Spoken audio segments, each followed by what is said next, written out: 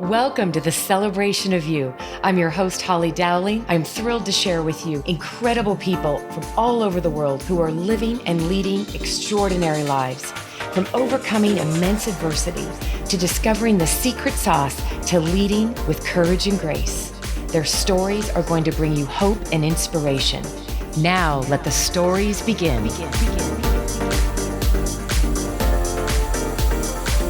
Welcome, everybody, to a beautiful, beautiful day to celebrate a true angel on assignment. And as always, I like to start the show by saying thank you. Thank you for all the amazing listeners all over the world who have taken the time and look so forward to hearing incredible stories of inspiration, stories that bring hope. And today's story is going to blow you and I away because I met this beautiful, and I'm going to keep saying it, angel on assignment at an opportunity. And for a lot of the listeners know, as a Shiro of last year, there was a Shiro Gala this early in the year. And the guest of honor who shared her beautiful, brilliant gifts with us, who is got an amazing story. But before I tell you that and I bring her on, I just want you to all know, whenever you've experienced what God looks like in human form, when God is using our gifts to bring light into the world, you know what I mean when you get covered in goosies. This woman's gift to serve God in our world by bringing her gifts and her light truly had us in tears. So may I introduce you to, and you'll soon learn what she does, but I'm dangling the carrot. The beautiful and the amazing Teresa Kae. Teresa, thank you for being here. Thanks for having me, Holly. Oh, I'm excited. My heart is overflowing. You make me feel so good. Well, you are, I can physically remember. I will never forget seeing you come up on stage and seeing the experience of watching your brilliance just put everyone in shock. And it was unbelievable. And you never opened your mouth. It was watching you. So tell us, I know people are like, what was she doing? I can tell you how amazing it was to witness it, but tell us from your perspective, what is this amazing art you do? And how does this happen for you? Well, first of all, I want to say my heart is just overflowing to know that I was able to reach the audience that way, because that's my goal. My art, all of my art, is to reach people on a heart level. It's almost like a spiritual thing, to shift something in their soul. And it makes my heart just really happy to know that it touched people that way. So what I do is sand art. I do sand art on a light table, and I tell stories in the sand. And at the Shiro Gala, I was able to make a beautiful story about a girl that was released from chains and turned into a butterfly. And it was a 5-minute show, so I had to do all of it in 5 minutes. I know, and it was amazing. It turned out beautiful. Yeah. So it makes my heart overflow too. I'm so grateful I was able to be there at that event. It was amazing. And there was music. Was someone singing or was it music playing? There was a song that I had chosen for it by Aurora. This girl, I think she's from New Zealand. She's a big star in New Zealand. But this beautiful, I have her whole record or CD or whatever you want to call it, of her music. It's beautiful. And it's one I chose because I just felt like it really reached me on a heart level, and it fit perfect for the sand piece. It was breathtaking. It was moved our souls. Like I said, our entire table had no dry eyes. There was no dry eyes in there, man and women. And it was just mind-boggling. And I have to ask you, it was so beautiful that you did the girl that was released from chains and into a butterfly, because that's really what Shiros are. They're not just survivors, they're thrivers. And seeing that be such a beautiful pictorial, when you do this you've been all over and you do this all over the place. Do you just let God guide you? How do you plan what you're going to do? It's actually a very difficult medium to work with. Sand can take a really long time to prepare. Praise God, I got into Paula Abdul's show at the Flamingo.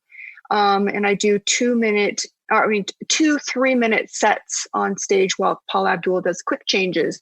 And what I'm doing in the sand show, I'm doing a sand art show for them. I'm telling her life in the sand. And she has been through a lot in her own life. So I had to study her life and kind of come up with, and also the directors kind of told me what they wanted me to address in the sand too, like major points in her life. Like she was in a plane crash, and she struggled with some things in her life when she was born. She had like a heart problem, and I had to address that in the sand. So I have all of these points I find out about her life, and then I've got to create them in the sand, which is not easy, especially when it needs to be beautiful and fast. And, it actually took me, I want to say, almost 2 months to create 2 3-minute pieces, because it was a lot of trial and error and making things flow together. Maybe that was a little extreme. Maybe 2 months is not exactly how much it took, but it took me a long time.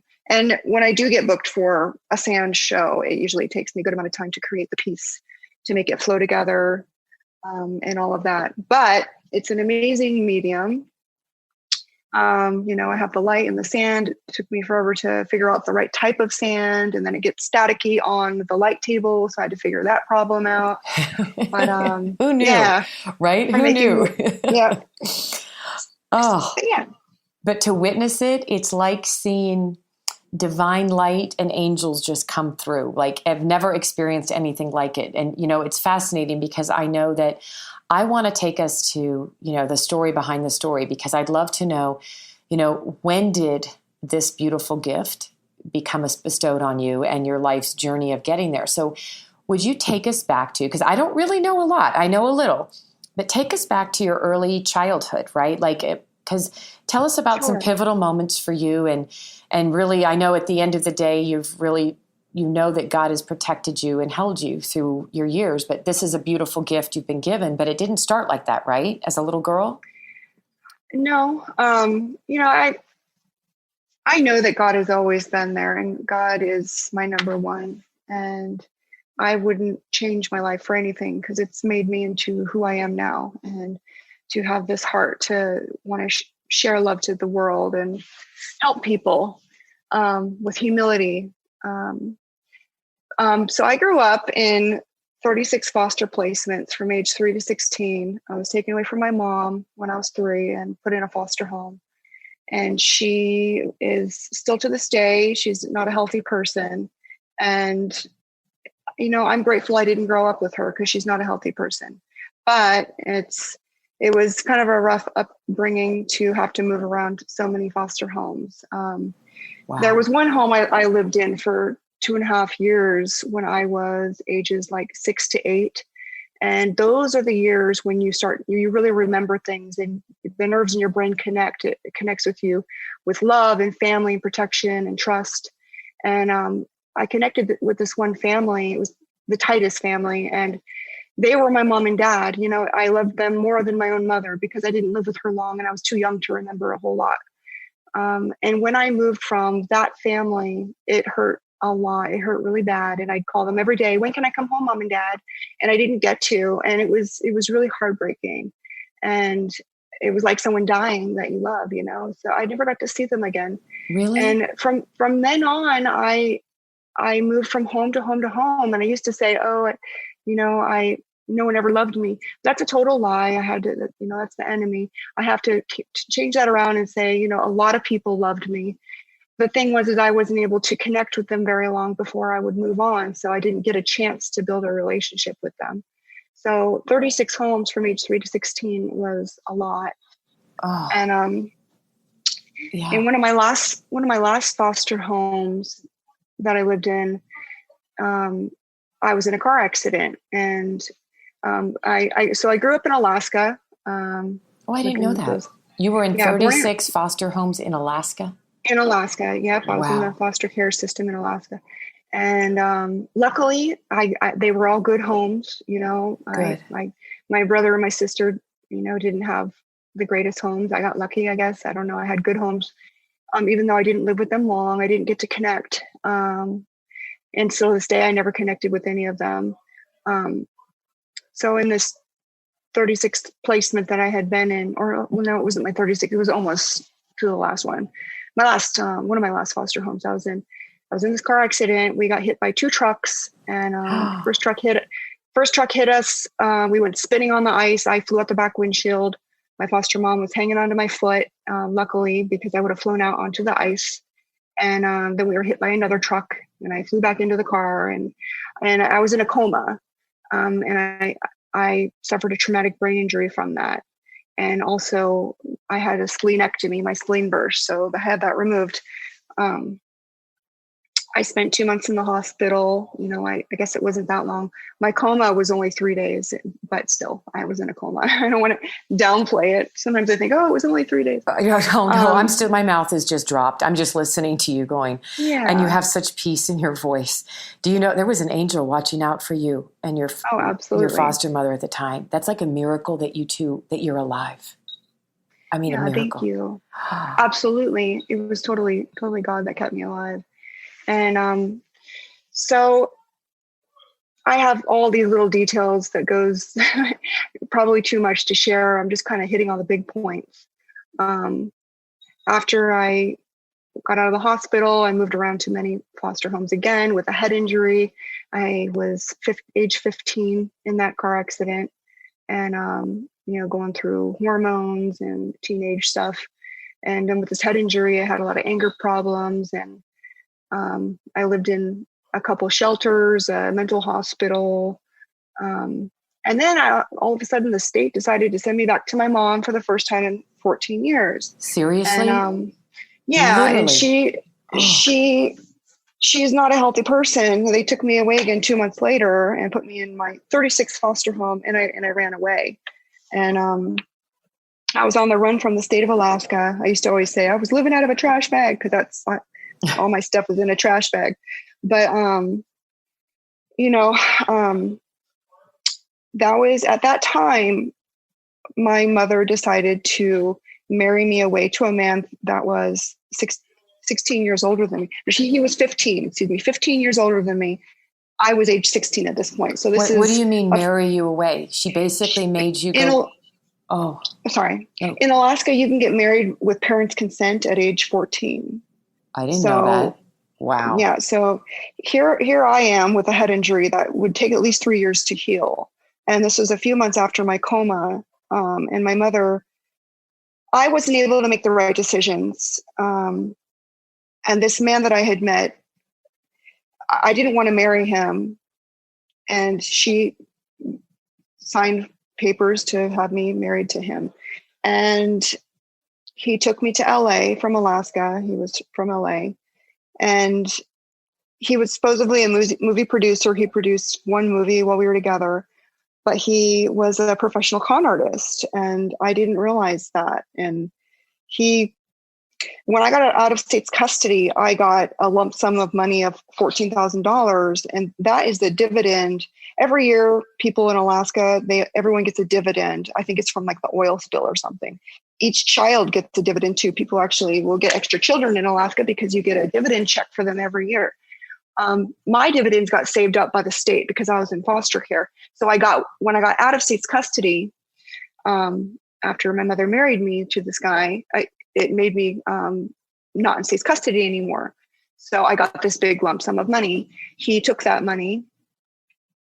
So this is a con artist. I didn't know he was conning me, but he, when we were together, he moved me to LA. He was physically abusive, mentally abusive, verbally abusive, all the above. And he was this amazing con artist. He was conning hundreds and thousands of dollars out of elderly men and women. And I had to do what he said. He'd have elderly couples send money, well, this one time under my name, to the Western Union, and he'd make me pick it up. I want to share about this is he was a heroin addict, and I was really young, and it was a terrible part of my past, but I ended up being a heroin addict with him. And my heart just goes out to women that have been caught in human trafficking, or women that have pimps that don't know anything about the world, like young girls that look up to their pimps, because I know how much they can maybe be brainwashed and think that they love them and look up to them, and that's all they know in the world. I didn't have any family and any friends. I wasn't really in touch with my mom. So when this man took me from Alaska to LA, I was really alone in the world. He was the only thing I knew. Again, he was 15 years older than me, and I was 16, and ended up being a heroin addict and just living this horrible life with him. And I finally got away from him when this detective, I always say, saved my life. Oh, This detective. This is another angel. You've had angels looking over Totally. you, haven't you? Yes. Totally. So there's this detective that saved my life, and he actually visits me almost every year here in Las Vegas. And come to find out that he is actually a foster father to kids, and his wife is amazing as well. But they're like the foster mom and dad I wish I would have had. Oh. But how did he save amazing. your life? How did that happen? So this detective put my ex-husband in prison because he was this con artist that was conning these high amounts of money. And I spent some time in jail because it's such a long story to go into the details. We were living in New York, and we drove to Maryland, and these two drug dealers drove us to Maryland, and I was sitting in the car while my ex went in to con this older man. And next thing I know, cops surround the car, put your hands up. And they took me to jail. And that's when I met this detective, and the detective wanted lots of information on my ex-husband. And my ex-husband was not in the mafia, but was like some kind of fall man. He was connected to these big rings of people that dealt with money and conned money. And I knew nothing. They had me on camera at Western Union, having to pick up this money that he made me pick up. And, but this detective had a heart for me because his wife was actually used and abused by an older man. And so I spent 2 months in jail, and this detective would visit me like every week. And he would bring me candy bars and slip it through the little slot in the window when he'd come visit me. One time he brought a Hershey's candy bar that had almonds, and we couldn't get it through the slot. It was like torture. He like crushed the almonds and got it through the slot. But when I got out of jail, he took me straight to his home, and his wife took me to the mall, and we got new clothes for me, got my makeup done, and put me in a hotel overnight. The next day, he drove me to Washington, took me on a tour of the White House, and took pictures of me in front of the White House, took me to museums, and then put me on the plane, in which I flew to my mom's. And my mom at that time lived in Colorado. Again, I never really lived with my mom. She's not a healthy person. So I flew to my mom's. And you're how old now after all of this? So at this point, I'm 18. Oh my gosh, all of this. So, you're only 18. So I'm 18, go to my mom's. She immediately tries to get me on disability. My mom knows how to play the system and live that way. And she does drugs and plays the government and gets money from the government. And immediately she tried to take me in and say, oh, she has a head injury. She tried to get money from me or for me. And my uncle, who is her twin, my mom has a twin, my uncle he lives here in Las Vegas, found out what she was doing and said, Teresa, you got to come here. I lived with my uncle for a short time when I was younger in Alaska, and I lived with him for 2 years, but had to move on from his house as well. Didn't get to stay with him. But so anyway, he's like, Teresa, come to Las Vegas. And I did. I came and stayed with my uncle. And while I was in Vegas, I got an interview with this program that treated people with traumatic brain injuries. And I went on the interview and I made it in. Now, who set up this interview was my lawyer. My ex-husband hooked me up with a lawyer in Alaska, and started a lawsuit to sue the state of Alaska for putting me in a bad foster home, because my foster mom that I was in the car accident with was also on drugs, and she had cancer and emphysema. Oh my goodness. The state put me in a bad foster home. And so I was suing the state of Alaska, or my ex-husband wanted the money I was going to get from that, which I did settle out of court for way less than what he thought it was going to be for. I got like 18 grand or something. But that was his goal, was to get the money from that. He was always scamming me for money. But so anyway, the lawyer got me into this head injury facility here in Las Vegas. It's called the Nevada Community Enrichment Program. and the state paid for my treatment, which is really expensive. Some people's insurances won't even pay for it. So I got into this treatment program. I'm so lucky that I got into this program because I couldn't live with my uncle and my aunt, and there's a reason I couldn't stay with them when I was little either. I couldn't get along with my aunt. Anyway, I couldn't go live with my mother either. So I'm so lucky that I got to go into this program. I spent six months in the program. So I lived in residential treatment for people with traumatic brain injuries for 6 months. And I didn't even know how to drive or anything. I never learned. And when I got out, luckily I did finally learn how to drive, and trying to heal from my past was hard, Yeah. I had a boyfriend. I had a long-term boyfriend who's an amazing photographer, but I always had issues and problems. And I realized I was really seeking, I had such an empty heart. I want to say my heart was destitute. I had no family. I had no friends. And I don't want to get emotional. It's okay. But it was so hard, and I was so alone. I had no one. And I sought men, drugs, and alcohol to fill my heart, to numb me. And it took me a really long time to realize I couldn't look to anything in this physical world, men, drugs, and alcohol, to fill my heart. I had to look to the spiritual. And that's when I came to full faith in the Lord, who is love. And when I got filled with the Holy Spirit, which is love, and now my heart is overflowing. I didn't realize, I grew up in many religions in all the foster homes that I lived in. I even lived with a Black family once. They were Seventh-day Adventists, and we went to church on Saturday, and I was the only little skinny white girl in the church. Oh my God, that is great. I had a lot of experience with these different religions and homes. When the one foster home I lived in was Protestant, and I got shown this movie when I was really little about, when the rapture comes, if you don't go to heaven, you're going to get the mark of the beast, or you're going to get your head chopped off. And I was trembling every single night. I was praying to God that I swore I wouldn't get the mark of the beast. I swore I'd get my head chopped off. I was so scared. And now speed ahead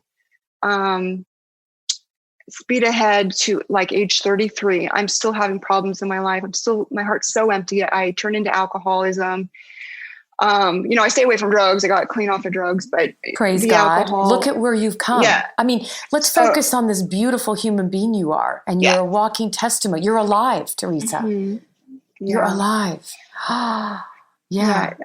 I'm so grateful. And, so I came to full faith in God. And when did that happen? What was the moment? Do you remember? I was age 33, and I was having a really hard time in my life. This guy had played my heart, and I was drinking a lot. And I actually came to full faith in God and realized a lot about the world. And that's when I realized God is love. It's not something I need to be afraid of. And I realized that's all I needed for my healing and to fill my heart.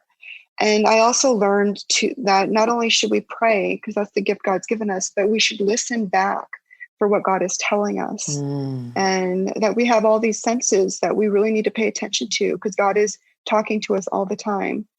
And I prayed every day, like, how can I spread your love in this world? That's what I prayed to God. How can I spread your love? And I had no passion for my art.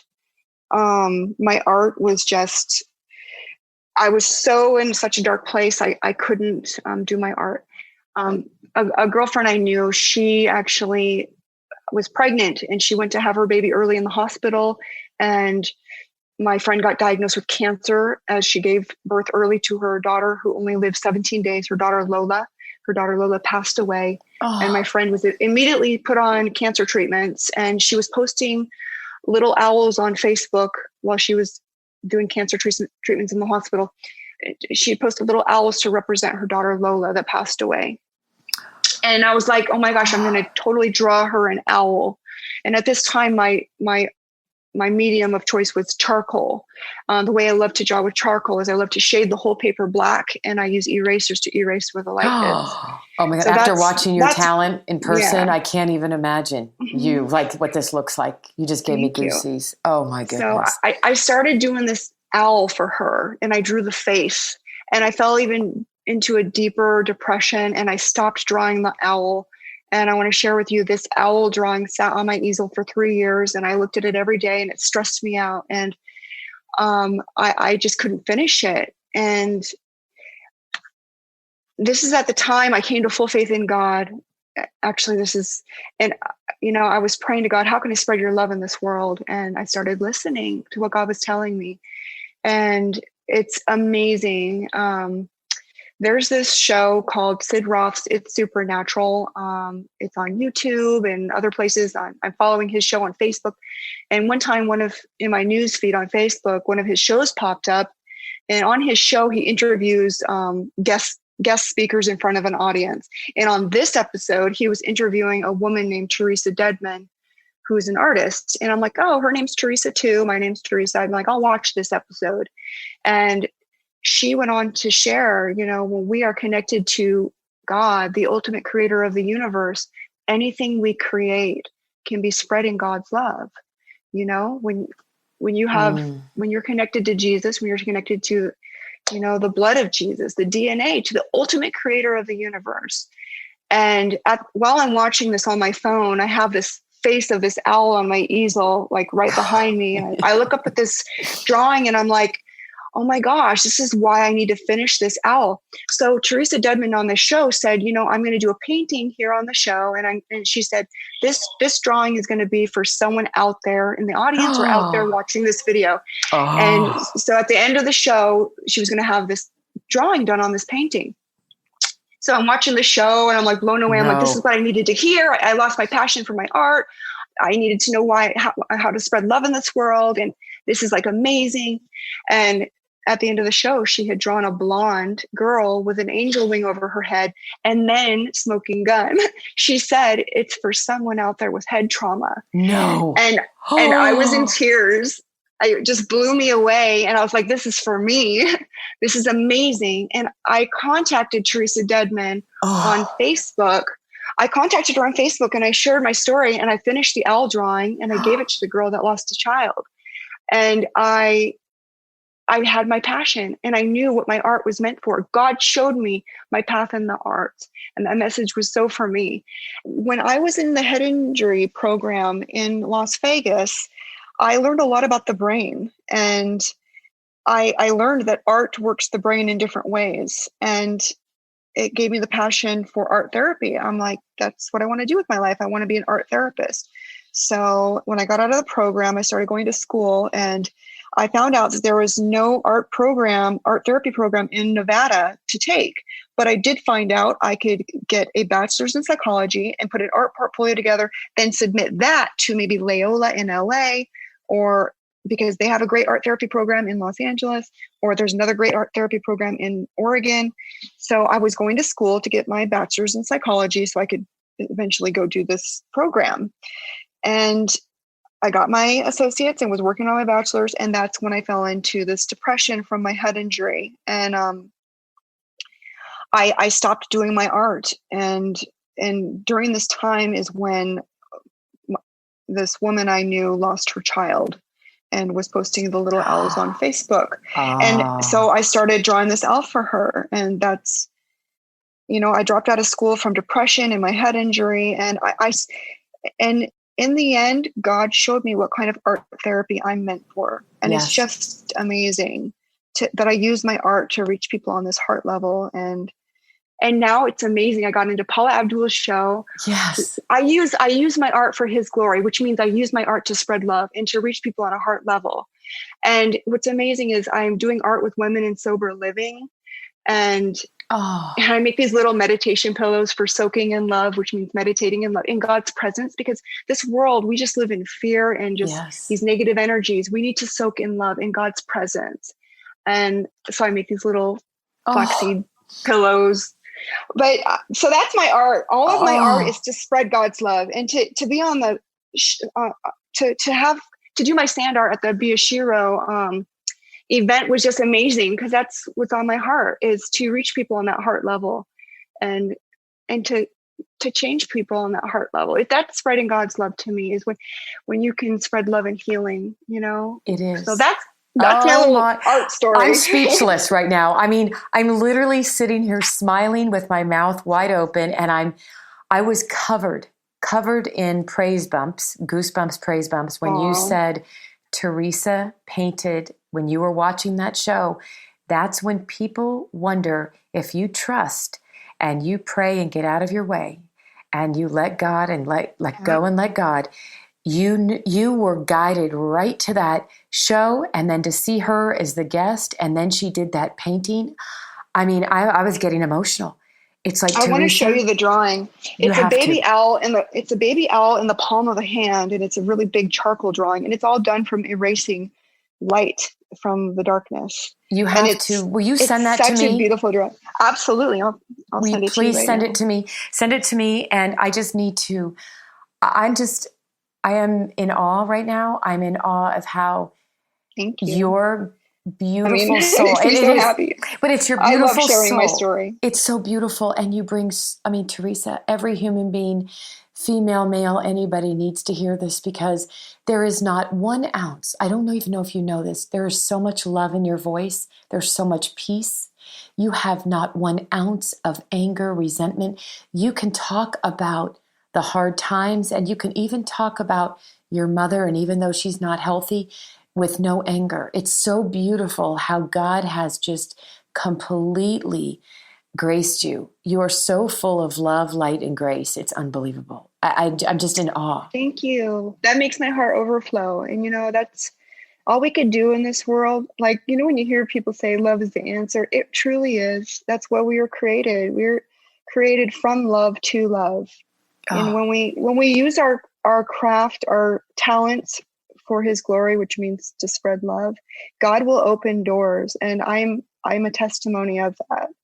And I love sharing my story because it's so freaking amazing. It is, and it's so amazing. And you're so edifying, because you're giving the glory where the glory needs to go. But you're also a human that I keep saying angel on earth and angel on assignment. You're a human that has so many people with even not 1 ounce of what you've been through would be living in the quicksand of life and be living.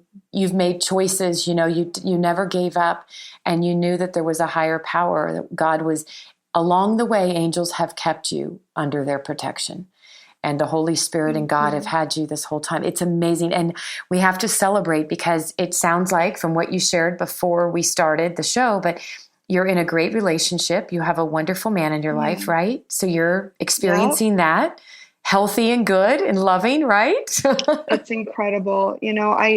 I, for some reason in my own mind, always, for some reason, felt like I couldn't have kids, even though I wasn't checked. But if I had kids, I wanted twins, because my mom's a twin. And lo and behold, right after I came to full faith in God, God brought me the love of my life, who is this man that I'm with right now. And he has twin boys. No. So it's kind of like I got twins and I didn't have, and come to find out his dad's a pastor. And get this. Okay. So I met my boyfriend on Match.com. He's the only guy I wanted to meet. I paid for it just for him. And when we had our first date, he grabbed my shoulder and he said, "Oh my gosh, you're the white angel." Oh. And I was like, "Oh my gosh." We worked an event together 2 years before, and we saw each other and never said hello. What? And it was like, this is like all these little things. Yeah, he's a singer. So he has a group called Mosaic. It's 5 guys who sing a cappella. And they were so I model full time, and I was an angel at this event, standing like handing out flyers at the front door or something of the event that was going on. And his group was there singing, and we saw each other, but we never said hello. And 2 years later we met, and it's just, I know God brought us together. And you were the angel. He literally you were the white angel, because you were all dressed as angels handing these out. That's right? This is so amazing. I love all these beautiful, and this is what people need to hear more and more. And I thank you. I love you more than you even know. I love you for sharing your heart and your spirit, and just knowing that God is full of love, and that's what we need. And you are just like, look at all these beautiful stories of your life, and how every turn of event, right? You didn't give up. Mm-hmm. A much higher power. They were watching over you. And now look at all these cool things that have happened. I love that that's the first and only It's guy you amazing. wanted to meet. That's so Well, cool. I was searching so hard for love my whole life. My heart was so empty and I was looking in all the wrong places. And you know what it took for God to answer my heart was faith. Faith is the key to all of God's glory. And it's hard to find that faith. But if the Bible says, seek me with your whole heart and you will find me. Knock and the door will be opened. And it's so true. If you don't seek, then you won't find. But if you seek with all your heart, you will find. And that's what it took. And it's so amazing. Like, it is amazing. And God is good. your life, your journey, and your art is a beautiful testimony to God's grace. You. I am beyond grateful for you who is willing to share and knowing where all the glory goes. How can people, I got the honor of experiencing your brilliance. How can people either see you, watch you do your work, find out more about it? Can you tell everybody? Yeah. You can find me on Facebook and Instagram at The Quicksand Art. And that's it. Actually, I have thequicksand.com as well. I have but I need to kind of update the .com. But you can find me at The Quicksand Art. Quicksand Art. The Quicksand. Yeah. And you know what's kind of cool about that? It didn't register when I just used the word, you didn't live in the quicksand of life. And yet your art is the quicksand, right? It's so cool. What a metaphoric, an oxymoron in how you're using sand to bring glory. And on that, can people see you do is there any videos where they can see you doing a little bit of what you do? Absolutely. There sure is. I even have a clip from the Shiro event on there as well. I'm making a butterfly. Oh, please, everybody, you've got to watch it. It's amazing. And just to say, we were literally sitting at the table right next to her and there was not a dry eye. And I was like, I have to know who this woman is. And you, Teresa, are truly a beacon of light, love, grace, and courage. And there's so many words. And I don't know what I can do, but I want to say to you, I'm always here. I will be here to support you in every way. We are all here. You make an impact on the world. And I'm hugging you through the phone line right now. And I can't wait to see you again. Aww. I will see you in person. Okay. I would love that. I want to share one little thing. I'm going to post my owl drawing on my sand art page. Okay. It's a charcoal drawing. It's not sand art, but after sharing this story, I'd like people to be able to see it. I would love that. It's pretty awesome. I know. And I want to see it. And then we'll post it on the blog when we put this out. Can we have that? I sent it to you. Okay, perfect. Okay. Oh, wait. I'm going to see if I don't want to interrupt this, but there, wait, hold on. I'm going to see it. And I sent the girl holding it. She got it framed and it's beautiful. That's my friend that framed it. The girl that lost the child. Okay. Wait. I think I might cry. The picture of you, the owl you did, that is a painting. That's not a photograph. It's actually a whole paper that was shaded black with charcoal, and I erased everything out of it that you see. It's all done with erasers. Okay, everybody. I mean, I know I can't talk. It's utterly amazing. And I haven't even looked at the next one yet. Oh, hold on. Why'd I go to the next? Oh, there you are. Holding it. No, that's the girl. That's actually, that's the girl that lost her child, her baby Lola. And even though I wasn't able to give it to her until 3 years later, she still was going through so much pain from the loss of her baby girl.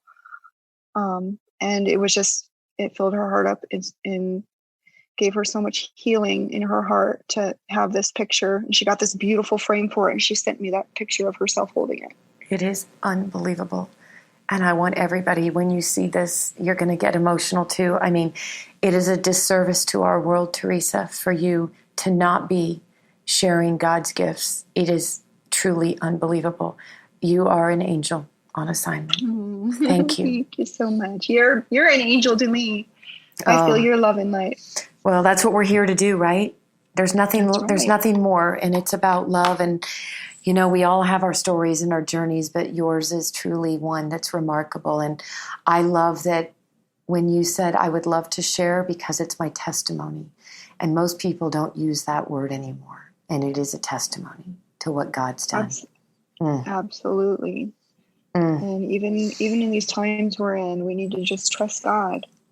Oh, We're in some hard times in the world right now, and just have faith in God and spread love. That's all we can do is spread love. Spread love. Well, you are, and I thank you. Thank you for being with me today. Thank you for being with everyone that's listening, and I just love you so much. Thank you for being in my life. I love you. Oh. Thank you so much for having me. I really am honored. Oh, you are a gift. Thank you for joining me for another awesome celebration of you. If you were inspired by this story, please share it with your family and friends and hashtag #YourStoryMatters. I'd love to hear from you, so please leave a comment on iTunes. And absolutely, please come to my website, hollydowling.com. Leave a comment there too, and while you're there, pick up your free gift. Most importantly though, just remember that your life is a gift from God. What you do with it is your gift back.